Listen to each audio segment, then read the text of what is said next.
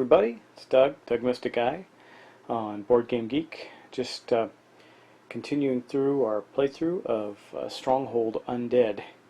And just first want to start off with, I guess, kind of a bit of a correction in the rules. Well, I haven't played in a while, so I was kind of out of the strategy of it. It's a good game, but it does take a bit of thought. And when I do the musters for the bad guys, I can actually, so when you do the this card here and you're putting troops out to move, you can move them from each rampart. So if I had 8 here, I could move them from 8 to, let me show you, if I had 8 right here, I could move 8 here, I could split them up, move them here, I could take the ones that are already here and move them there with the same command. As long as I'm not, and then if I wanted to use the 6th one, I could move again with the same units using the other muster. So I wasn't getting out troops as quickly as I needed to as the invader. There should probably be more troops out there now. I'm going to see what I can do about that on turn 3, which is what we're heading into right now. So why don't we just get started? We'll see if we can, as the invaders, I can make a bigger dent. I have a plan for that this turn, and we'll see how it goes. But first, we got to kick off our turn. Okay, so the first thing that has to happen here is we're going to go to turn 3. That's going to provide the invaders with an additional 3 crystals. In addition, they're going to draw a card.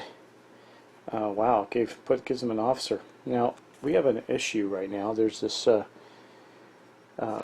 panic in the courtyard. It says during the next turn, defenders units cannot leave the courtyard. Okay, so we can put them in the courtyard. We're going to get a officer with them for the defenders, and the invaders are going to get an additional 3 mana. And we might cash in on our Altar of Death as well. We'll see. I'll think about that. But for now, we get that, and then the defenders get 2 hourglasses that they're going to be able to put out. So we'll do that as well. But first, let me go grab just so I don't forget, grab the officer that needs to go in the courtyard for the defenders. Now with that said, I'm going to check to see, yeah, we can do that. I'm going to go spend then the 2 tokens we have so far for the defenders. Before we do that, though, we can exchange 2 skeletons for, and they go out of the game, 2 skeletons for 1 mana. So we're going to take out 4 skeletons, and that'll give 2 more mana to the invaders. Now, also what we have to do is draw a card for the council in the defenders phase, and then spend those 2 hourglasses. Well, we only got 1 hourglass for this turn, or 1 of council cubes, and I think we're going to put one on Keep Up the Fire, just to start evening it out. I still don't think, maybe next turn we'll drop the council, we'll close it out and start using those cards with what we have on them. But right now we're still okay, so we're going to keep doing what we're doing. Now, in addition, we have a couple of tokens for here. I'm still thinking I may want 1 more priest. I don't know. Or I might even make another cross for the gate. In fact, I think we're going to do that. So we're going to spend 1 of the tokens. We're going to make a cross for the gate. And now that's going to go on the inner part of the gate right there. So we have 2 big crosses on the gate. That's going to make the priest that's praying at the statue to bring down the panic level even more powerful. But we have 1 token left. Really nothing to move or do yet with that. We could start training another soldier for the walls, because we might end up losing one. I think we'll do that. We're just going to put 1 right here. We'll begin to train, actually right there, we'll begin to train another unit. We're going to have an officer come out as well, and we already have 1 in the courtyard. We just can't move him out this turn. And that's going to end the supply phase. And now we're going to move on to, you know what though, the defenders get a 3rd hourglass because the the altar of death was used. So they're going to, I think, why don't we do this?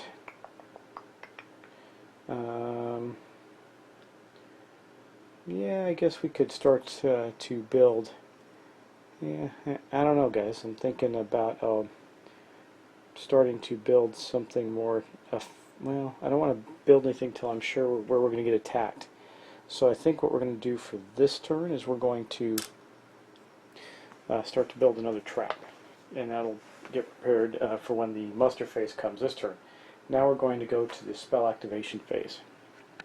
Okay, we have quite a bit of mana. Remember, for every mana we give, we're going to give an hourglass over to the defenders as well, but we're definitely going to use this one, Old Enemies Return.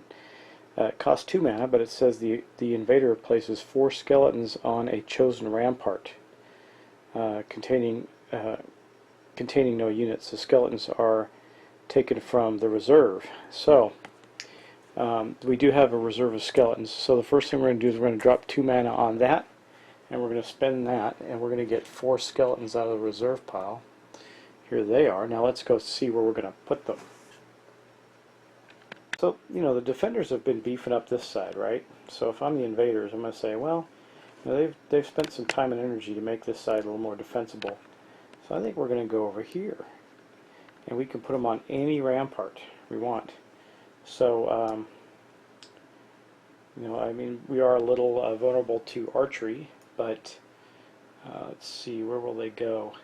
We can do something about that as well before the phase comes up. So I think we're going to put them actually back here in the corner, ready to assault and come into the game. So they're way over there in that corner, right there. So that'll be an interesting thing to see how that plays out. Let's go back to our spell casting. And keep in mind that does give the defenders 2 hourglasses. So, got this heavy rain ability too, and says the invader places the heavy rain counter on the selected side of the stronghold. Heavy rain prevents ranged combat on the part of marksmen, tower crossbows, and cannons. Located on the selected side of the stronghold, the counter is removed and placed back at the end of the turn. So we're going to spend one mana on that. We're going to take the heavy rain token, and we're going to put it over here. So I think we'll just put it right there to show that this is the side that the heavy rain is going on, and no archery or no ranged attacks can be used on that side due to the heavy rain. It's pelting the keep. So I think that's a very effective expenditure of our mana there. Okay, let's go back to our spell cards now. We got quite a few of them out. Do we want to change any of them? I don't know. You know, we've got multiple crypts out. We don't have to activate them, and we really only have, well, we have 2 spaces we could put more crypts in. We could also add another graveyard.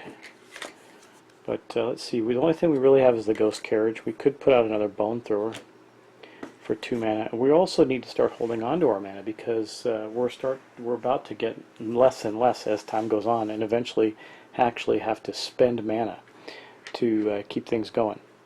So with all our mana here, we might wait till the next turn now, just do those 2 things, because I think what we really want to do is get troops onto the field and start to have a more effective turn. So we only spent 3. That's going to give the defenders 3. Now we're going to activate some spells like the Strigoi Lair and the graveyards, but we're going to first go back and do the 3 hourglasses that the defenders get for the invaders spending 3 mana on the spells this turn. Alright, so I got 3 hourglasses to spend. We know we can't do any archery. We could do we really can't do much over there. We could move. What do we do? Let's see. Well, let's do this. We're going to build a. Remember the footbridge that we have? I'm going to start to build one there. We might build 2. We know we're going to have some skeletons there. You know, so what we're going to do is we're going to build one of the green pots Oops, I knocked off the token there. We're going to build one of the green pots for the skeletons, and that will take out one of the skeletons when, we're not exactly sure where they're going to go, but I have the suspicion they're going to go, well, we can't put one there. Guess we'll put one here. We'll put it here and kind of drive these skeletons over to this side perhaps. And we have one token left after that. We could continue to build the footbridge, but I think we'll put another one on the cannon to build our third cannon shortly. That's going to then end the spells phase. Now we've got to go on to the activation phase. Okay, going back to the stuff we have, we're definitely going to activate our Strigoi layer. So we're going to send phantoms that way, no question about it. And we're definitely going to activate our 2 graveyards.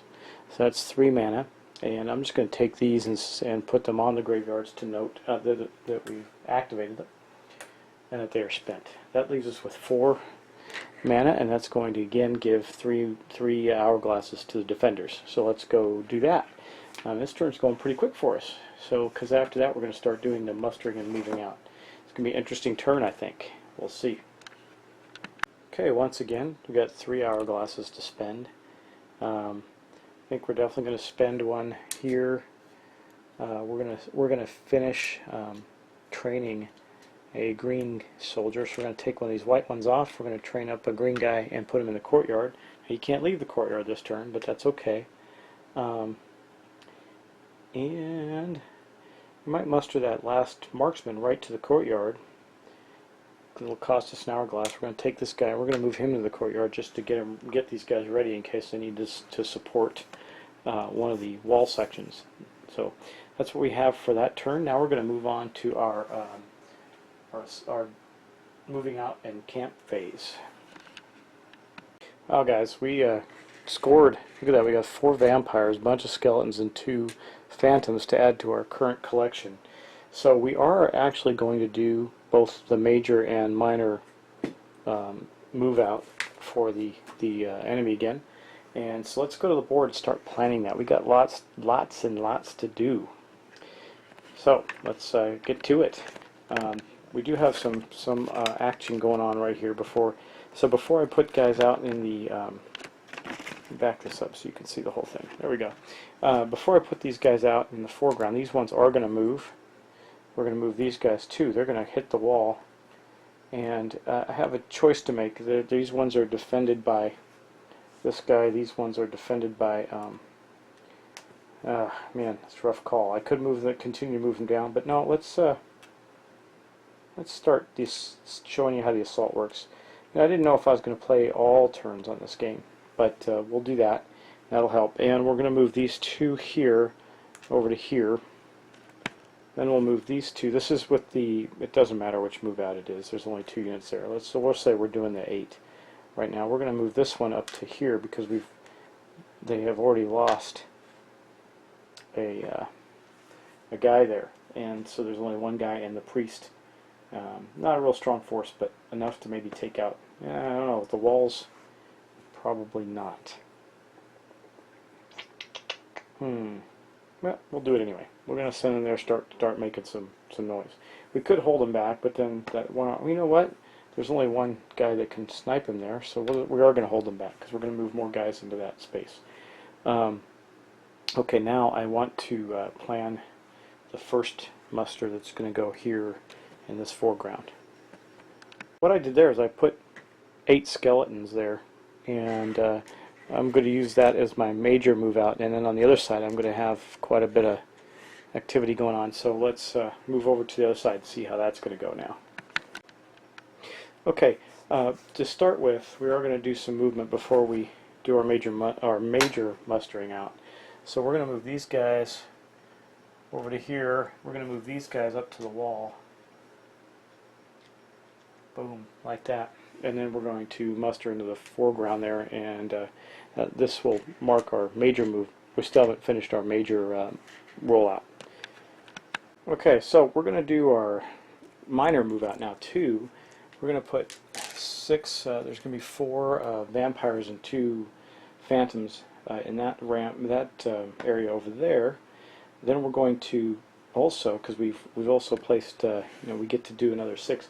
Now, when you do that, it's, if I recall, I was having a problem with the camp portion of the rules because it says play under the undead. It says play the camp as normal, but something that you do next in this phase would be to, now that we have people at the walls, would be placing these order tokens out. And the order tokens are very specific to the orcs and trolls and how they act, so I guess we don't use those. It doesn't say, it just says take your camp phase as normal, but that doesn't work. So anyway, we're going to finish with the dispatch phase first, so let's get on with that. And I'm deciding on where I want to move those 1 guys to the wall, the vampire and the 3 skeletons there. Okay, well, I think we might as well move, I think we're going to move these, all 4 of these here to this wall section, not defended by a priest, can't use archery. They're going to move up there. We have a pretty big assault going on that side that was a surprise to the defenders. Now we're going to go back to this side of the board here, the closer side right here, and got more stuff going on there. So we're going to take 2, 4, 6 skeletons here, and we're going to move them here. Okay, just getting ready to have another assault next turn. And we're going to take these 2 here, and you can see them, yeah. We're going to move them up to here for the assault phase. Might as well, right? I mean, heck, they can, now they can be affected by archery. We got 2 marksmen here, another one here. That one can't do anything to these, but they are going to take some damage before they get the chance to attack. It looks like we might kill, well, with that priest there, it might be more than, well, 1, 2, it'd be 2 of them. 2 skeletons total, leaving 3 on the walls. I don't know if they're going to get through there, but they'll still be there for the future as well, and still need to be dealt with. So that will end our dispatch phase. Now, for the invaders, now I have to give, I have to give 8 hourglasses to the defenders now. Woo, crazy stuff. Here are 8 hourglasses. Now, I can tell you that one of the things I'm going to do is some move. I can't. It's too bad that we can't move guys out of the courtyard this turn because of that panic card that we had. But what we can do, I'm going to tilt it up a little bit here so you can see right there. What we can do is we can make some other movements. Like, for instance, I think we're going to take one of these marksmen here, move them to the wall here, and for this turn we'll take this, that's going to be 2 of our 8 hourglasses spent right there to move those guys around. I might even move the priest over. Leave that vulnerable there with the, because we have to move. I can move the officer over there with those marksmen, and move that marksman. You know what I can do as well? I'll spend another token to move one of these marksmen into this tower. It doesn't help this turn, but it will next turn, because we got these guys in the courtyard that will be able to move to the wall. Yeah. So now we. Let's see. I still got a whole bunch. I know that we're going to spend. We're going to use the priest abilities to bolster the walls. Let me think about that real quick, and I'll be right back.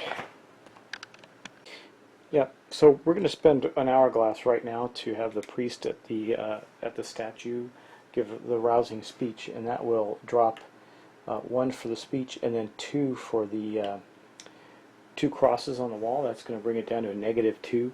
That still leaves us with 4 hourglasses that we can use. Let's see, what will we do? Well, we don't have any more units to build that priest. We got to get a unit back to the, oh man, that was a mistake. Can't build the priest right now. But what can we build? We can finish our cannon for that other side of the wall. Won't help us this turn, but it will help us. Put it in one of the, well, we got archers in the towers now, so we'll wait and see if we move them out. You know what we will do is we'll build this trap. We got 1 more trap built now. I'm going to go get a token for that, and we'll put that trap. Let me see if I can find a. Just a moment, I got to find a trap token for that. Okay, we are going to put this trap token, I think, right here, because that affects that middle barbican there, and that's going to, or the rampart there. That's going to take those off. We spent those now. And we might want to do the sigil next too. Let me see. I don't know what. I have to look at the effect of those again. The sigils go on the wall sections, and they will have an effect. Let's see what that effect is. If I can find it, the sigil. There it is. Okay, inscription. Sorry, it's cost 2 hourglasses. Yeah, we already have one. We can spend one more and build it.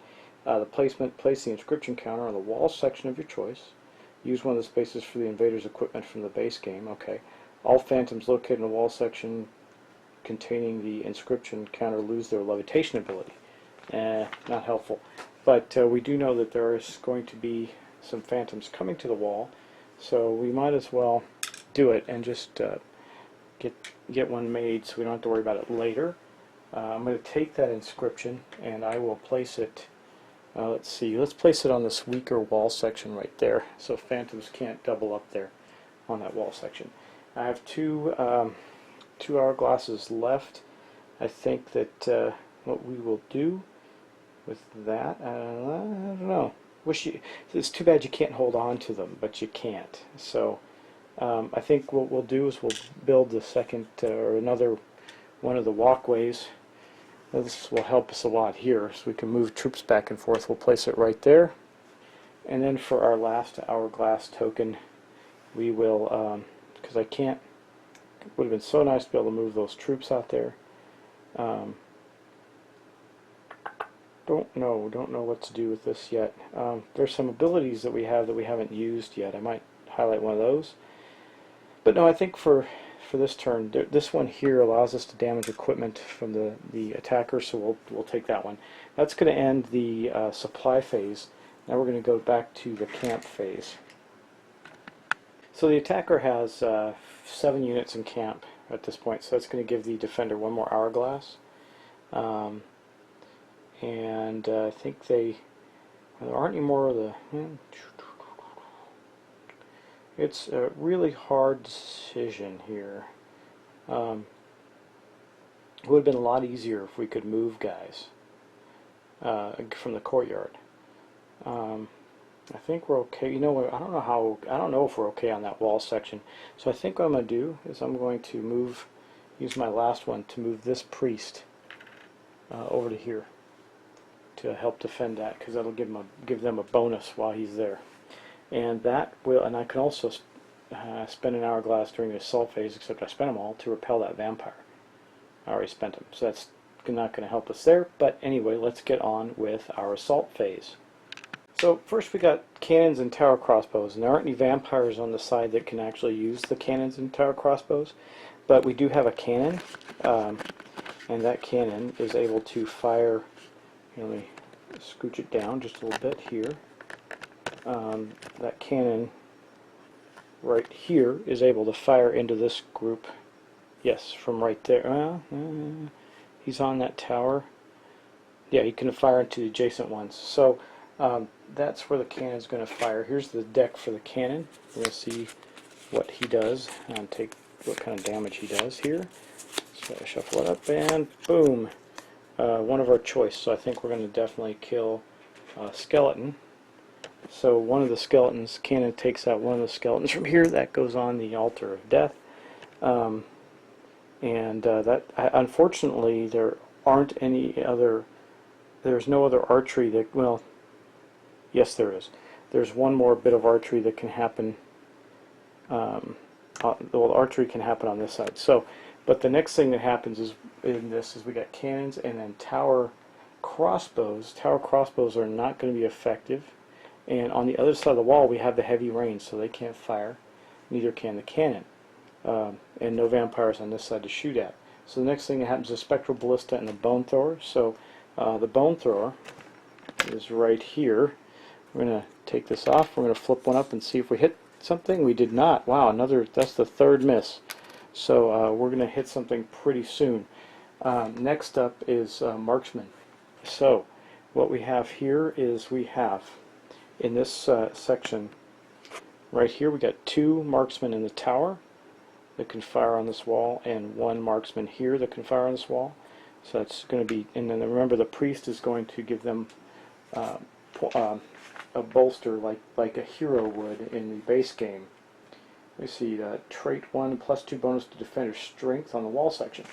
So when these guys shoot, he's basically a 3, which isn't enough to take one out. But we're going to take 2 out with that, with these 2 guys from the tower, and this guy shooting here. And that will take 2 more skeletons that will go on the altar of death, and then we'll do the melee phase as soon as I got to go in. There's no archery that's going to happen. Oh wait, got one more. Sorry, one more right here. This guy's going to shoot and take out one of the phantoms in this section right here. Okay, now when does the Strigoi layer go? I got to remember when that happens. I believe it happens right after this. Okay. So there is a phantom here with the Strigoi layer, so he's actually going to capture the that marksman, and it's going to put the panic level up to -1. So with the effect of the actually, I forgot to do that. 1, 2. It's actually at 2 right now because of the graveyard's activating. So we're actually going to take some panic unless we can do something to reduce it further. Okay, moving on. Let's go to our melee now. A correction here before we get started with melee. This guy here is going to be engaged in melee. He can't shoot. He's going to be engaged in a hand-to-hand fight. So let's now move on to, we'll start on this side, we'll do the melee on this side, and then we'll go to the other side of the board. Okay, so here, keep in mind that each of the green ones, the skeletons, are strength 2, so we got a strength 8 here. On the attacker's side, we have a strength 2, 3, +2 from the priest for a 5, +1 per wall section. We don't have any cauldrons, so that's going to be a 7. So the defenders are actually going to take damage here, and they're going to lose the unit. They have the strength advantage. So yeah. Okay, so basically they're going to lose this this 1 marksman from there, and that, I think that's, yeah, that looks like that's it for the melee on that side. We'll move to the other side and do the other melee attack. Okay, so let me just zoom in here because we got this. Alright, that's going to give us a good view there. Okay, so the invader strength here is 1, 2, 3, and then we have the vampire. And the vampire, I believe, let me check on that. He's strength 3, but I also believe he acts kind of like a hero. Oh, I think it's for phantoms though. So let's look up the vampire and see what he provides there. So the vampire, if there are any phantoms on the wall, vampire section, the maximum of 3 of these. The phantom counts as having strength 2. So he doesn't do anything for the skeletons there, but he is strength 3. So that's 3, 4, 5, 6, 7, 8, 9. 9 strength for the defenders there, or the attackers there. We have 2, 4, 5, 6, 7, 8, 9. Wow, it's even. So it's a complete wash on that side this turn. Man, that's interesting. So I think they got to get some defenders over on that section of the wall, I think, or come up the middle and just keep those guys harassed. So that's going to be that section. Now we're going to move over just a little to right here. So that was a complete wash. Nothing happened there. Now, in this one we do have a cauldron, and let me just double check the rules here and make sure to see that the cauldron is the same as it would be in the base game. Pretty sure that it is, but we'll check. Okay, skeleton cauldron instead of orcs, otherwise the base game rules apply. Okay, so it's going to be the same as the cauldron there, so let me figure the strength there. And let's go over it. So, okay, yeah, I gotta look up the cauldron. I gotta remember what it does. Okay, so the cauldron automatically kills a unit, one of these green units. So it's going to kill a skeleton, which will go on the Altar of Death. That's going to leave a 6 there. We got a 4, 5, 6, 7 there. So they actually take, the invaders take 1 point of damage, but there's nothing that will die from 1 point of damage. So again, other than the cauldron taking out that skeleton, there's no loss there. So things are starting to become more harried for the defenders in this. And we got a panic level of 2 that I was not able to stop this turn. Crazy stuff. So after that assault's over, we're going to go on to, so you're starting to see the things are starting about turn 4, about halfway through the game, and the things are starting to get a little tighter for the defenders here. So the next thing that will happen is we'll move on to that's going to basically end the assault phase. We did melee, and then we're going to go on to the panic phase. And let me just double check the panic phase here. Make sure we got everything correct. Beginning of phase 6. If it's above 0, then you must shuffle the deck and draw the amount of cards equal to the current panic level. So it's going to be 2 panic cards for the against the defenders this turn. That is grim. We've got to do something about that next turn. Okay, so we got desertion from the walls. Here's what we got. Let me back up so you can see that. It'd be better. Desertion from the walls. During the supply phase next turn, the invaders will choose 1 marksman on a wall section and remove it from the board. If there are no from the board, he doesn't even go to the courtyard. He just runs away. If there aren't any, then the defender will have to choose a soldier, but there are, so we can take care of that. Panic in the building. The invader chooses 1 action from any stronghold building. That action will cost 2 additional hourglasses during the next turn. Okay, so we're going to take those and put them into play. I'm just going to put them out for reminders. The panic in the courtyard is now gone, so we're going to put that on the bottom of the deck here for the panic deck. And this token, let's see, what do the invaders want to do? Now, they're going to make it harder to build some things, right? So I think what we're going to do is we're going to take that panic token, we're going to put it here on the blacksmith, so it's going to cost an extra 2 hourglasses to build that cannon and anything else that comes on the wall that might get put out. So that is going to end the panic phase. So we just got to remember that during the next supply phase we're going to have a marksman desert, and that is going to end the panic phase for us. And then we go to the last phase, which is the cleanup. We're going to remove all counters, so I'm going to take these 2 mana tokens off of our graveyards, put those back in the supply for next turn. Now let's see what else we got to do for cleaning up. I think that is going to wrap it up for us, guys. So yeah, invaders remove all mana markers, defenders remove all hourglasses used to mark the actions performed this turn. Well, I've been keeping track of that as we go, so we don't have to worry about that. But it looks like the defenders probably need to close the council next turn and get some of those things going, so that I mean, we got some tight spots there. There's forces building up on the wall across on the far side, and here on this side we had an assault where on the closer side we had an assault where the attackers actually won the fight and killed a unit right here. Now there's some ramparts between there, and we still have to hold them off for another, what will be another 5 turns, well 4 turns by the end of the next turn. And so we got to do some serious damage on the assault front next turn somehow.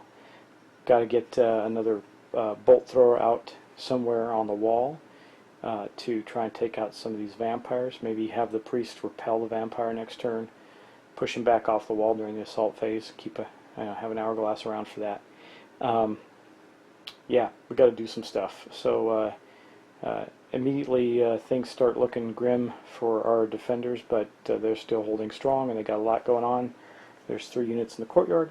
But anyway, that's going to end our session this turn. I will play at least 1 more turn. I mean, it's an 8-turn game. I was debating on whether or not I was going to do a full playthrough, but I do have some other games I wanted to show you guys. One of them is Upon a Fable. There's a couple of videos out on that, but it's got a single player mode as well. Also have some other things that I've been wanting to show off that I don't know if everybody's seen, or there aren't that many videos on. So we're going to keep doing this for now. If I get a lot of feedback to the contrary, we'll we'll cut it short and move on to something else.